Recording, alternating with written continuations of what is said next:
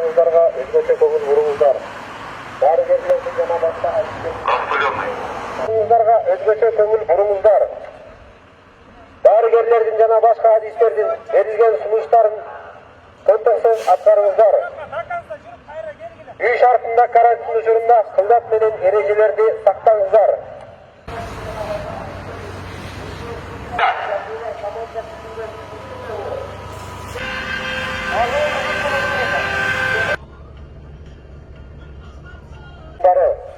Азыр дезинфекциялоо үчүн химиялык заттар чачылат. Машинаңыздардын терезелерин жапыңыздар. Кетайлы.